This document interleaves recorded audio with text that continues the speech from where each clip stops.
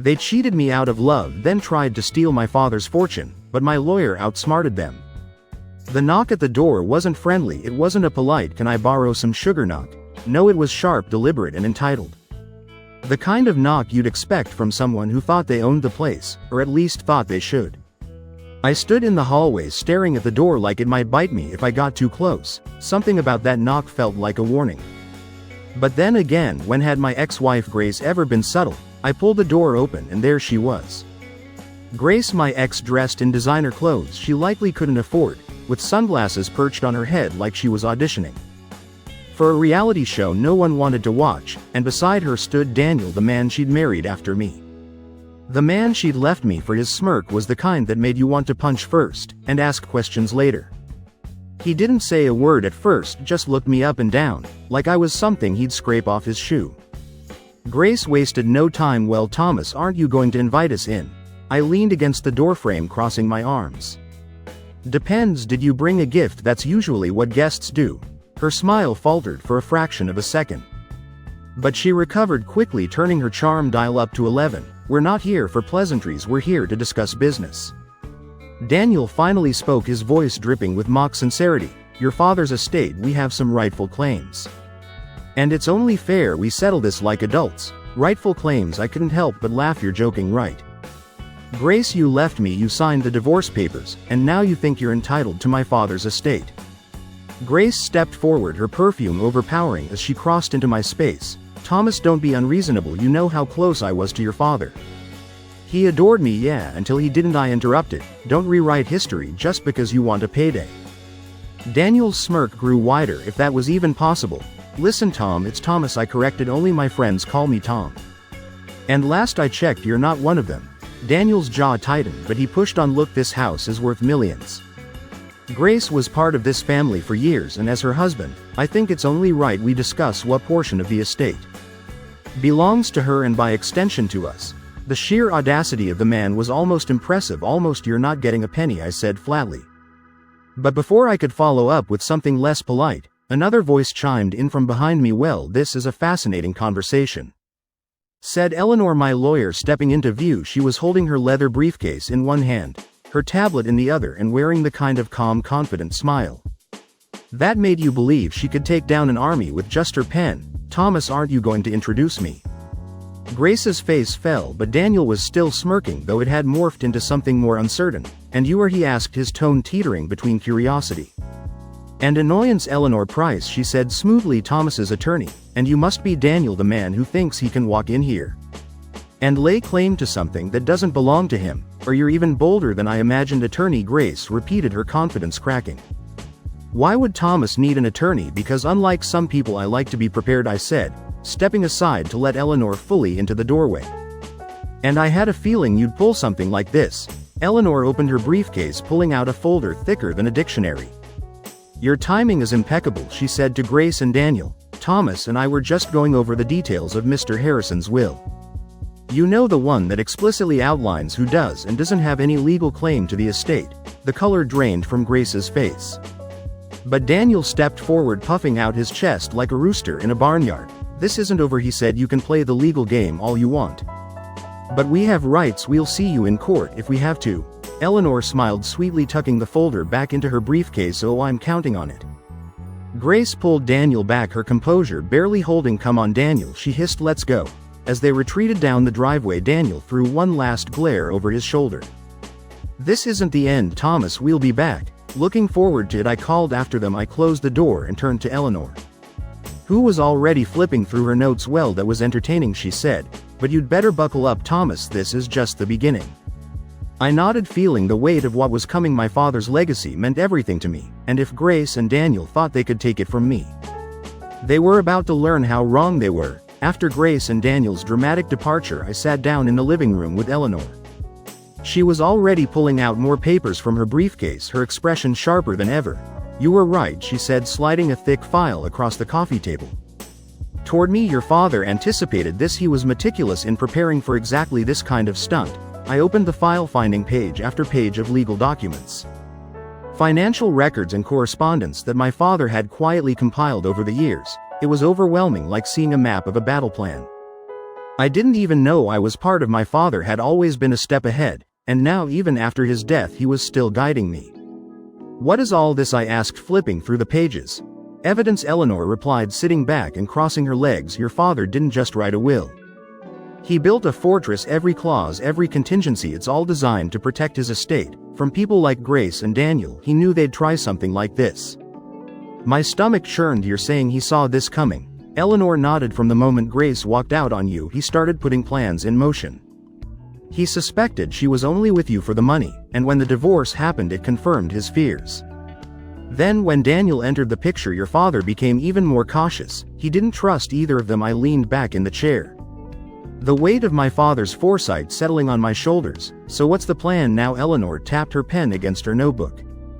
First, we're going to make sure the will stands exactly as your father intended. Second, we're going to expose Grace and Daniel for who they really are. And finally, we're going to ensure that everything your father worked for stays in the family. Her confidence was reassuring, but it didn't make the situation any less infuriating. Grace and Daniel weren't just greedy, they were shameless. My father had barely been gone long enough for the flowers on his grave to wilt. And they were already circling like vultures. What do we have on them? I asked, needing to know how strong our case really was. Eleanor's lips curved into a small knowing smile. Quite a bit actually. Your father was very thorough. He hired private investigators to look into their activities after the divorce. And the results are damning. She pulled out a smaller folder and handed it to me. I hesitated for a moment before opening it. Inside were photos of Grace and Daniel meeting with various people, some of them lawyers, others unrecognizable. One picture showed them in a bank holding what appeared to be documents. Another showed them in a dimly lit restaurant speaking with someone who looked suspiciously like a private investigator of their own.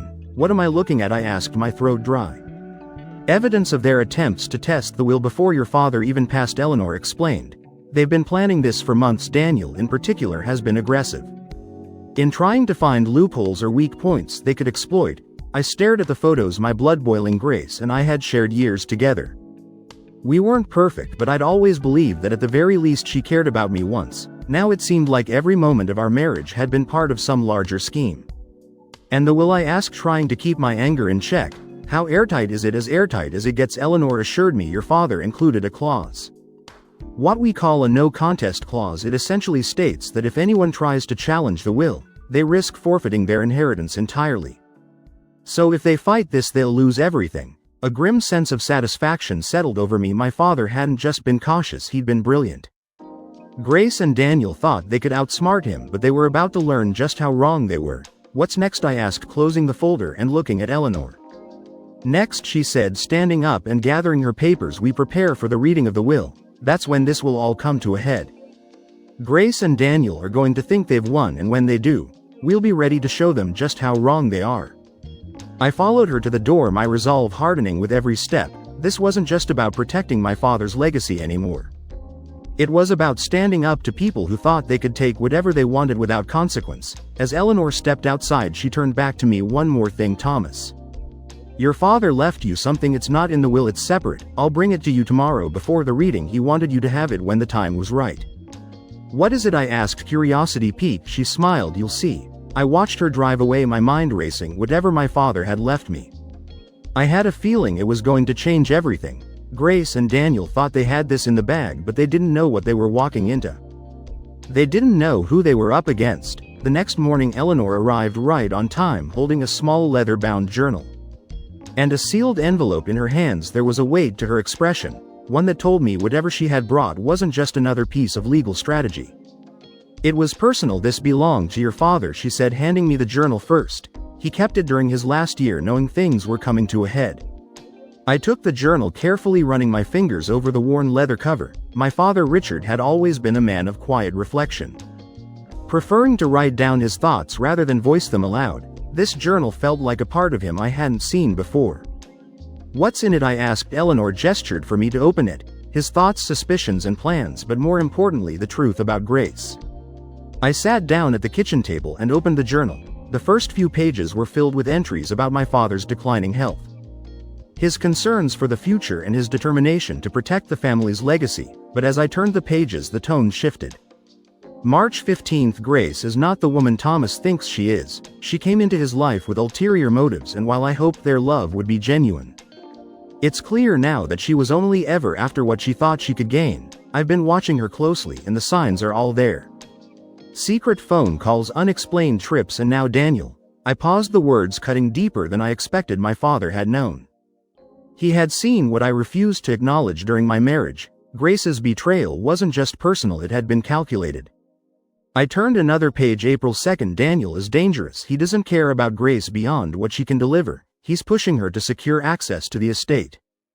To manipulate me while I'm vulnerable. I won't let them win. I've started documenting everything, leaving no room for doubt when the time comes. Thomas will see the truth even if it's painful. My hands trembled as I closed the journal. I looked up at Eleanor, who was watching me carefully. He knew, I said, my voice. He knew about all of it. Eleanor nodded. And he made sure you'd have the tools to fight back. She handed me the envelope next. I opened it to find a letter in my father's handwriting addressed directly to me. My dearest Thomas, if you're reading this, it means the battle has begun.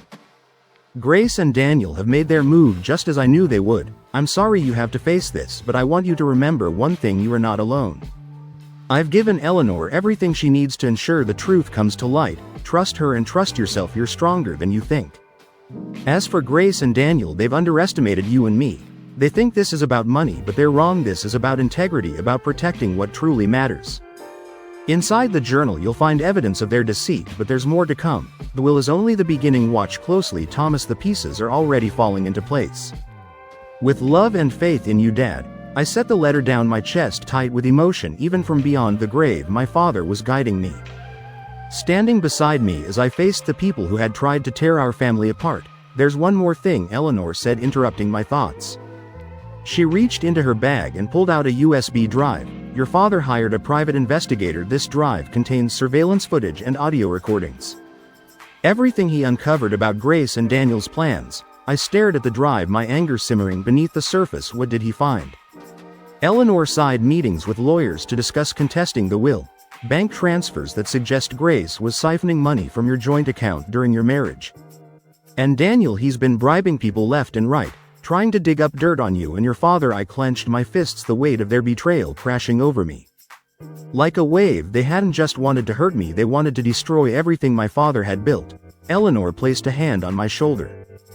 Thomas, this isn't just about defending the estate anymore. It's about showing them they can't get away with this. I nodded, a newfound resolve settling in my chest. Let's make sure they don't. As Eleanor packed up her things, I picked up my father's journal again, flipping to a page I hadn't read yet. A single phrase stood out, written in bold, deliberate letters. The truth always comes to light. I closed the journal, the words echoing in my mind. Grace and Daniel thought they could manipulate me, deceive me, and take what wasn't theirs, but they didn't realize that my father had left me more than an inheritance. He'd left me the strength to fight back. The reading of the will was tomorrow, and I was ready for whatever came next. The day of the will reading arrived and the tension in the room was palpable. Grace and Daniel sat across from me at the long conference table. Looking far too confident for my liking, Grace was dressed to the nines, her sharp smile a mask of smug superiority, while Daniel lounged beside her, exuding the arrogance of someone who believed he'd already won. Eleanor sat to my left, calm and composed as always, her legal briefcase perched beside her. Across the room, the executor of my father's will, Mr. Warren, adjusted his glasses and prepared to begin. As he opened the official documents, Grace leaned forward, her eyes practically sparkling with anticipation. Let's get this over with, she said, her voice dripping with fake charm. We're all here for the same reason. I didn't respond, choosing instead to glance at Eleanor. She gave me a subtle nod, a signal that we were ready for what was about to unfold. Mr. Warren cleared his throat. This will was written and finalized 6 months before Mr. Harrison's passing. It clearly outlines the division of assets, including the estate, business holdings, and financial trusts. Grace practically purred. Wonderful. I'm sure Richard left instructions that reflect his affection for everyone involved. Affection, I muttered under my breath. Eleanor hid a smirk. Mr. Warren continued. The initial division is as follows. The Harrison estate, including this property, is to be allocated 60% to Thomas Harrison, and 40% to us. Grace interrupted, sitting back in triumph. Exactly as I expected. But Mr. Warren raised his hand, stopping her mid-globe. Please let me finish. The 40% allocation is contingent upon the fulfillment of specific conditions outlined in the will. These conditions are detailed in an addendum added 3 days before Mr. Harrison's death. Grace's smile faltered. What conditions? Mr. Warren glanced at Eleanor, who took the opportunity to speak. The conditions involve a clause requiring a thorough investigation of any parties who attempt to claim inheritance under questionable pretenses. Daniel sat up straighter, his smirk replaced with unease. What does that mean? Eleanor's voice was steady, but her words hit like a hammer. It means that any attempt to manipulate Mr. Harrison or his estate activates a no-contest clause. Essentially, if you're caught trying to deceive your way into an inheritance, you lose everything. Grace's confidence began to crack. This is ridiculous, she snapped. We've done nothing wrong. Eleanor raised an eyebrow, her expression almost amused. Really? Then perhaps you'd like to explain these. She reached into her briefcase and pulled out a stack of documents and photographs, sliding them across the table for everyone to see. Grace hesitated, but Daniel snatched them up, flipping through them with increasing panic. What is this? He demanded. Eleanor leaned forward, her voice sharp. Evidence, photos of the two of you meeting with lawyers to discuss contesting the will before Richard even passed. Bank statements showing suspicious transfers from Grace's account during her marriage to Thomas. Emails in which you, Daniel, pressured Richard's staff for information about the estate. Shall I go on? Grace's face turned pale, but she wasn't ready to back down. These are lies, she said, her voice shaky. Fabricated to make us look bad. Lies, Eleanor echoed, pulling out another piece of paper. This is a signed statement from one of Richard's nurses detailing how you, Grace, attempted to bribe her for details about his health, and the will still think it's fabricated. Daniel's composure completely crumbled as he threw the photos back onto the table. This is a setup, he spat. You're trying to trap us. No, Eleanor said, her tone icy. You trapped yourselves. Richard Harrison was one of the sharpest men I've ever known, and he wasn't about to let anyone take advantage of him or his family. Grace's voice rose, desperate. Now this doesn't prove anything. Richard was old sick. He probably didn't even know what he was signing. Eleanor's eyes narrowed. Careful, Grace. Claiming that Richard wasn't of sound mind is a dangerous argument. When we have evidence proving your attempts to manipulate him, you'd only incriminate yourself further. Daniel stood abruptly, his chair scraping against the floor. We're leaving. This is a waste of time. But before he could storm out, Eleanor dropped her final bombshell. Leaving won't change what happens next. This evidence is already with the authorities, and any attempt to challenge the will from here on out will result in criminal charges. The room went silent. Grace's hands were trembling now, her carefully constructed facade in shambles. Daniel looked like he wanted to disappear, his earlier bravado nowhere to be found. I leaned back in my chair, finally allowing myself a small smile. I warned you not to come here. Grace glared at me, her voice venomous. You think you've won, don't you? This isn't over. Eleanor stood collecting her papers with a calm efficiency that only made Grace's fury more pathetic. Oh, it is over, she said. You just haven't realized it yet. As Grace and Daniel slunk out of the room, I felt a weight lift off my shoulders. My father's plan was working perfectly. The truth was coming to light, and Grace and Daniel's greed had led them straight into the trap they deserved. I turned to Eleanor. What's next? She smiled, her confidence unshaken.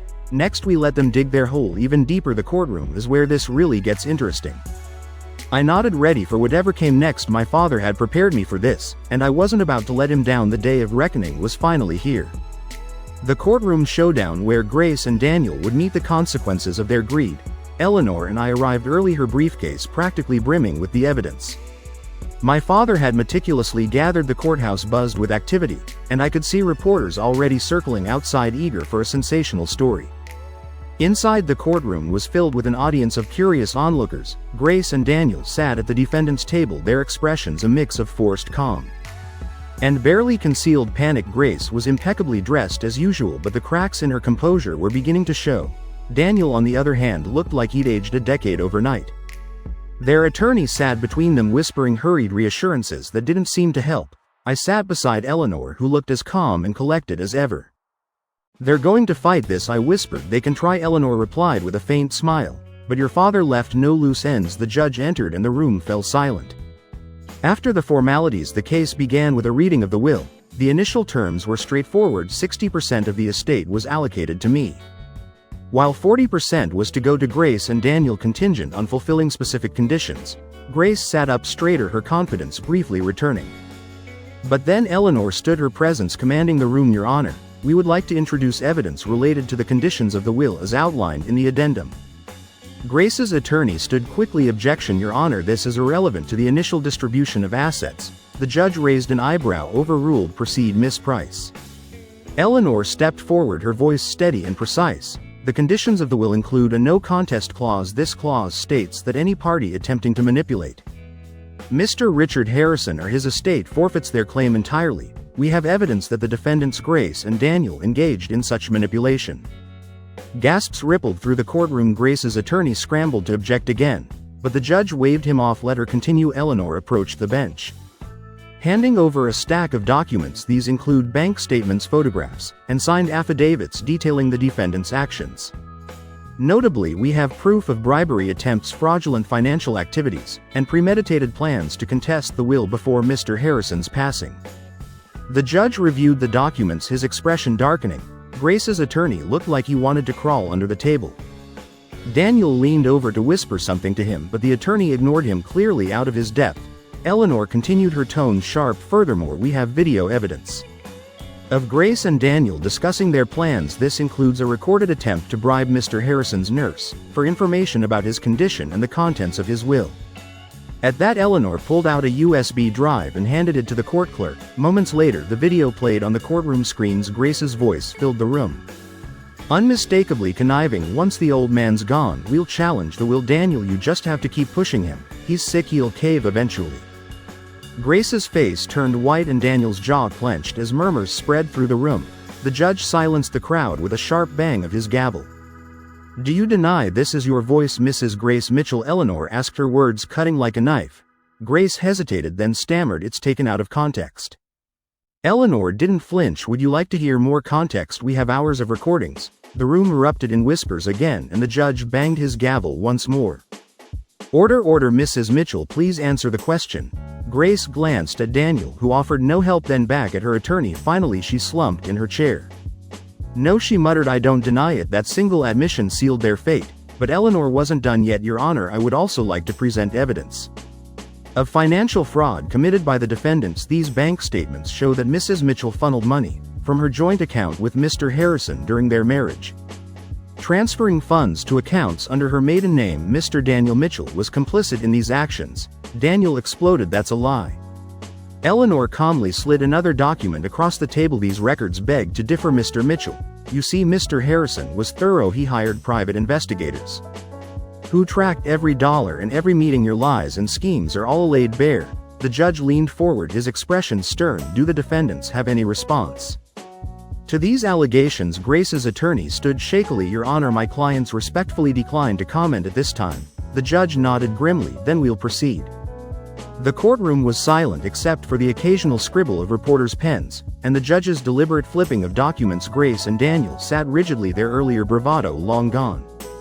The walls were closing in on them, and they knew it. The prosecution called me to the stand as I walked past Grace and Daniel.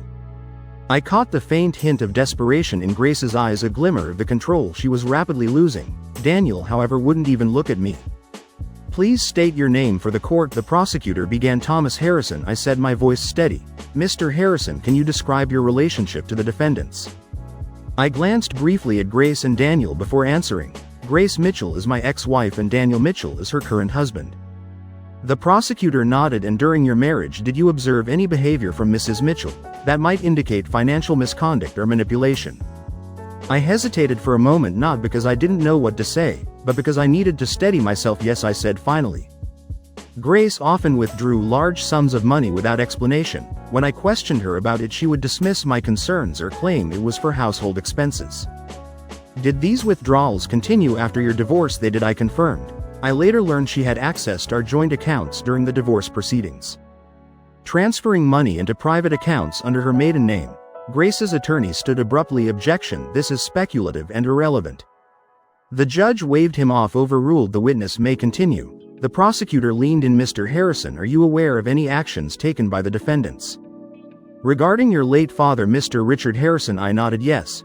Grace and Daniel both attempted to manipulate my father in his final months. They visited him frequently, claiming to care about his well-being, but in reality they were pressuring him for details about his will and estate. Gasps rippled through the audience, and I caught Grace shooting daggers at me with her eyes. Daniel shifted uncomfortably in his seat, his face pale. Did your father ever share his suspicions about their intentions? The prosecutor asked. I nodded again. He did. My father was a cautious man. And he saw through their act. He even documented their attempts to manipulate him. Can you elaborate on that documentation? My father hired private investigators to gather evidence. He collected photos, financial records, and even video recordings of their actions. He wanted to ensure his legacy was protected. The prosecutor approached the judge. Your Honor, we would like to submit into evidence the surveillance footage provided by Mr. Richard Harrison. The court clerk loaded the footage onto the screens. The first clip showed Grace and Daniel in a hospital hallway, whispering conspiratorially. Grace's voice echoed through the room. Once the will is read, we'll contest it. Daniel, you need to keep pushing him. Remind him how much I've sacrificed for this family. The second clip showed Daniel meeting with an unknown man in a parking lot, exchanging a thick envelope. The prosecutor explained this is footage of Mr. Mitchell bribing a nurse for confidential information about Mr. Harrison's health. Grace covered her face with her hands while Daniel sat frozen, his jaw clenched so tightly it looked like it might snap. The courtroom murmured, the air thick with tension. The prosecutor turned back to me. Mr. Harrison, what impact has this situation had on you? I took a deep breath. Losing my father was devastating enough, but to watch Grace and Daniel try to exploit his death for their own gain, it's been infuriating and heartbreaking. My father built his legacy with hard work and integrity, and I refuse to let them tarnish it. The prosecutor nodded. Thank you, Mr. Harrison. No further questions. As I returned to my seat, Grace's attorney rose to cross-examine me. But before he could begin, Grace stood abruptly, her chair screeching against the floor. This is a sham, she shouted, her voice cracking with desperation. Richard was a stubborn old man who didn't know what he was doing in the end. This so-called evidence doesn't prove anything. The judge banged his gavel. Mrs. Mitchell, sit down or I will hold you in contempt. But Grace wasn't done. She pointed a shaking finger at me. You think you've won, don't you, Thomas? You think you're better than me because you're sitting there with that smug look on your face. Well, let me tell you something, you're nothing without your father's money. You'd have nothing. The courtroom erupted in chaos. Reporters scribbled furiously, and the judge's gavel thundered repeatedly. Order, order, Mrs. Mitchell, that's enough. Two bailiffs approached and began escorting her out of the courtroom. She fought against them, yelling over her shoulder, this isn't over. The judge ordered a recess and Eleanor turned to me, her expression satisfied. Well, that was better than I could have hoped for. Her outburst just sealed their fate. She completely lost it, I said, still processing what had just happened. Eleanor nodded. The jury saw everything they needed to see: Grace and Daniel's schemes, their entitlement, and now their true colors. As we left the courtroom for a short break, I felt a weight lifting off my shoulders. The evidence was airtight and Grace's meltdown had only solidified our case. My father's careful planning was paying off and soon justice would be served. After the courtroom recess, I returned to my seat, my mind swirling with thoughts of everything that had unfolded. Grace's meltdown was still fresh in everyone's mind, her outburst having left the jury with no doubt about her true nature. Daniel's silence, his unwillingness to defend her or even himself, only further cemented their guilt. Eleanor sat beside me, calm and focused as ever, but before the judge resumed proceedings, she leaned over and whispered, there's one more thing your father planned that I haven't shared yet. It's time to play the final card. What is it? I asked, my curiosity piqued. She gave me a small conspiratorial smile. You'll see soon enough. The judge returned and the proceedings resumed. The prosecutor stood and announced, Your Honor, we have one final piece of evidence to submit. A statement recorded by Mr. Richard Harrison shortly before his passing. The room fell silent. Grace, now visibly shaken and pale, exchanged a nervous glance with Daniel. The judge nodded, granting the request, and the court clerk prepared the video. The screen came to life, and there he was. My father, Richard Harrison, appeared thinner and frailer than I remembered, but his voice was as firm and commanding as ever. He sat in his favorite leather chair, the bookshelves of his study framing him. In the background, if you're watching this, he began, then my suspicions have been confirmed. Grace and Daniel have attempted to claim a part of my estate through manipulation and deceit. To them I say this, your greed has blinded you to the fact that this was never about money, it was about integrity, about the values this family was built upon. He leaned forward, his gaze sharp and unyielding. Grace, you entered my son's life under false pretenses, pretending to care for him while secretly plotting your own gain. And Daniel, you saw an opportunity to exploit that and took it without a second thought. But you underestimated me, you underestimated my son, and now the consequences of your actions are unavoidable. The courtroom was completely still. As my father continued, to my son Thomas, I leave not just my estate, but the responsibility to uphold our family's legacy. Thomas, I know this has been difficult. But you've handled it with strength and dignity. I'm proud of you." He paused, his expression softening briefly before hardening again. "To those who think they can take what doesn't belong to them, remember this: the truth always finds its way to the light, and when it does you will have no one to blame but yourselves." The video ended, leaving the courtroom in stunned silence. Grace looked as if she'd been physically struck, while Daniel's head hung low, his defeat written all over him. The prosecutor stood again, his voice calm and resolute. "Your Honor, this video, along with the overwhelming evidence presented, demonstrates the defendant's intent to manipulate Mr. Harrison and his estate. We request that the court enforce the no contest clause in Mr. Harrison's will, barring Grace and Daniel Mitchell from receiving any inheritance." Grace's attorney feebly attempted to object, but the judge silenced him with a single raised hand. "Enough, the evidence speaks for itself." The judge turned his attention to Grace and Daniel. "Your actions have been nothing short of reprehensible. You betrayed a man's trust, manipulated his family, and tried to profit from his passing. The court hereby enforces the no contest clause. Grace and Daniel Mitchell are disqualified from any claim to the Harrison estate." The gavel struck and it was over. Grace let out a choked gasp, her hand flying to her mouth as if to stifle a scream. Daniel simply slumped in his seat, looking like a man who had lost everything because he had. As the courtroom emptied, Eleanor and I stayed behind for a moment. She pulled out a sealed envelope from her bag and handed it to me. "Your father asked me to give this to you once the case was resolved." I opened it carefully, revealing another handwritten letter. "Thomas, if you're reading this, it means justice has been served. But this letter isn't about them, it's about you. I wanted you to know how much I believed in you, how proud I am of the man you've become. This fight wasn't just about protecting the estate, it was about ensuring you understood your worth and strength." In the desk drawer of my study you'll find one last surprise. It's something I hope will help you move forward and continue building the legacy we started together. With love, Dad." My hands trembled as I read the letter. Eleanor smiled softly. "He thought of everything, didn't he?" I nodded, my throat too tight to speak. "Let's go," I finally said. "I want to see what he left." Back at the house I opened the drawer my father had mentioned. Inside I found another envelope, this one containing a deed. It was for a piece of land adjacent to my father's estate, with a note attached. "This is for you, Thomas. I bought it because I knew you'd make something beautiful out of it. Whatever you choose to do, know that I'll always be with you." I sat back, overwhelmed by the depth of my father's foresight and love. He hadn't just left me his estate, he'd left me a future, one filled with possibilities and the strength to move forward. That evening, as I stood in my father's garden, the weight of the past weeks finally began to lift. The roses he had planted swayed gently in the breeze. A reminder of his enduring presence, I thought of his words, "The truth always finds its way to the light." It had, and now it was time to rebuild. Not just for myself, but for the legacy my father had entrusted to me. The courtroom may have ruled in my favor, but the fallout from Grace and Daniel's actions was far from over. The media frenzy that followed was relentless, plastering their schemes and eventual downfall across every major news outlet. Reporters camped outside my father's estate, eager for quotes or sound bites, but Eleanor expertly shielded me from the chaos. "Keep a low profile for now," she advised. "Let the storm pass. You don't owe anyone your story." She was right. I had nothing to prove, but watching Grace and Daniel's public humiliation unfold brought a sense of closure I hadn't expected. A few days after the trial I received a call from Eleanor. "The DA's office has finalized the charges," she said.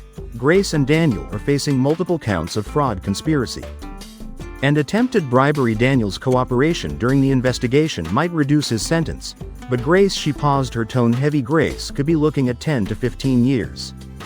I exhaled slowly, processing the weight of it all. Grace had always been manipulative, but I never thought she'd fall this far. Her desperation had blinded her to the reality of her actions. And now she was paying the price. "What about Daniel?" I asked. "He's agreed to testify against her," Eleanor replied. "It's his best chance at a lighter sentence." Not exactly the loyal husband she thought he was. I almost laughed at the irony. Daniel, who had schemed and plotted alongside Grace, was now throwing her under the bus. To save himself, it was poetic justice in a way. The more the police and DA dug into their actions, the more incriminating evidence surfaced. Grace's attempts to manipulate my father weren't her first offense. She had a long history of targeting wealthy individuals dating back years. Offshore accounts, fake business ventures, and fraudulent documents all pointed to a well-practiced con artist, but this time she'd made a fatal error. Underestimating my father, his meticulous planning and foresight had caught her in a web of her own making. I thought about the private investigators my father had hired. The surveillance footage, the recordings, every piece of evidence he had so carefully gathered. He had known exactly how this would play out, and he had ensured she wouldn't escape accountability. A week after the trial, Eleanor convinced me to hold a brief press conference. Control the narrative, she said, show them you're moving forward.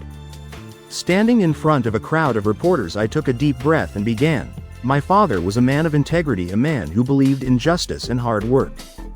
His legacy was never about wealth, it was about the values he instilled in me, and everyone who knew him. While recent events have been difficult, they've reminded me of the importance of protecting what truly matters: family, honesty, and resilience. I want to thank the court for ensuring justice was served, and my father's wishes were honored. As for me, I plan to honor his legacy by continuing the work he started. I didn't take questions afterward, there was nothing more to say. With the court battle behind me, I turned my attention back to the estate. Walking through the house and garden, I felt an overwhelming sense of peace.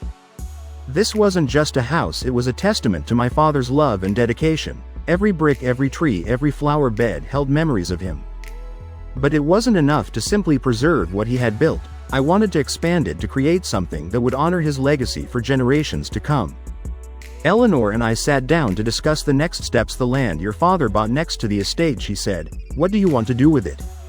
I thought about it for a long moment before replying. I want to create a public garden, something beautiful and open to everyone. My father believed in sharing what he had, and I think he'd love the idea. Eleanor smiled. Harrison Gardens, she said, it has a nice ring to it. Not long after the press conference, I received an unexpected letter. It was from Grace. I hesitated before opening it, unsure if I even wanted to hear what she had to say. Inside was a single page, her handwriting shaky and uneven. Thomas, I don't expect your forgiveness, but I needed to say this. I was wrong about everything. I let greed and pride destroy what we had, and I regret it more than you'll ever know. You were a good man, and your father was a great one. I failed to see that when it mattered. I don't blame you for what happened, I blame myself. I hope you find peace, Grace. I folded the letter and set it aside. It didn't change anything, but maybe, just maybe, it meant she had finally begun to understand the gravity of her actions. Months passed and the land my father had purchased began to transform. Harrison Gardens became a reality, a sprawling, vibrant space filled with the flowers and plants my father had loved so much. Visitors from all walks of life came to enjoy its beauty. And with every bloom, I felt a deeper connection to my father's spirit. Eleanor and Isaiah, my cousin who had stepped in to help during the chaos, stood beside me during the grand opening. He'd be proud, Eleanor said, her voice soft. I hope so, I replied, looking out at the crowd. This is what he wanted, not justice, but growth, and that's what it was. Grace and Daniel had tried to take everything from me, but they'd failed. My father's legacy remained intact, stronger than ever, and as the garden bloomed around me, I knew I'd found something even more valuable than justice. I'd found peace. The garden was flourishing, bright, vibrant flowers swayed gently in the breeze, a living testament to my father's legacy. Harrison Gardens had become more than just a project, it was a symbol of resilience, growth, and new beginnings. Months after the courtroom battles and public fallout, life finally began to settle. The chaos that Grace and Daniel had brought into my life felt like a distant memory, their influence reduced to lessons learned and strength gained. My father's words echoed in my mind, often the truth always finds its way to the light. One morning, Isaiah, my cousin and one of the few family members who had stood by me, visited the garden. He'd been instrumental in managing the estate, while I focused on building something meaningful. This place is incredible, Thomas, he said, his voice filled with admiration, as he walked along the garden paths. Your father would have loved this. I smiled, wiping my hands on my gardening gloves. He always said beauty can grow in the hardest soil. I think this proves him right. Isaiah nodded, then hesitated. I've been thinking maybe it's time to expand this even further. A community center, maybe something that could offer more than just beauty. Education, resources, a place where people can connect. His suggestion caught me off guard, but also sparked something in me. My father's legacy wasn't just about the garden, it was about giving back, about building something lasting. I nodded slowly. Let's make this more than just a garden. One afternoon, as I sorted through old files in my father's study, I came across Grace's letter again. I hadn't thought about it much since the day I read it, but something compelled me to pick it up. Her words still carried the weight of regret, but I didn't feel anger anymore. I didn't feel anything really, just a quiet sense of closure. Grace and Daniel had made their choices and they were living with the consequences. I had no intention of responding, but I also had no desire to hold on to the bitterness. They'd tried to leave behind. I placed the letter in a drawer, closing it both literally and figuratively. It was time to let go completely. The day of the official opening for Harrison Gardens was sunny and warm, as if the weather itself was blessing the occasion. Families, couples and individuals from all over the community came to see what we had built. The laughter of children echoed through the garden, blending with the soft rustle of leaves and the hum of bees. Eleanor stood beside me holding a cup of coffee. "You did it," she said simply. "We did it," I corrected her. "I couldn't have done this without you." She smiled, raising her cup in a toast to Richard Harrison, a man who knew how to plan for everything. "To Dad," I said, raising my own invisible toast, "and to second chances." As the months rolled on, Harrison Gardens grew into something I could never have imagined. We added a small cafe, a library corner, and even hosted workshops on gardening and sustainability. The community center Isaiah suggested became a reality, offering free classes, events, and resources to those in need. The garden had become a hub of life and activity, a place where people came to find peace, connection, and inspiration. It was everything my father would have wanted and more. One evening, as I walked through the garden at sunset, I found myself stopping at a small plaque I had placed near the entrance. It read, "In loving memory of Richard Harrison, a man who taught us that even in the hardest soil something beautiful can grow." I ran my fingers over the engraving, a lump forming in my throat. My father had done more than protect his legacy. He had given me the tools to build one of my own. As I stood there watching the sun dip below the horizon, I realized something. This was my new beginning. Grace and Daniel were the past, their schemes nothing more than shadows. What mattered now was the life I was building, one bloom at a time. The truth had come to light, justice had been served, and now it was time to move forward, to grow, to bloom, to live. And with that the journey came full circle. Not just for me, but for everyone touched by my father's life and legacy.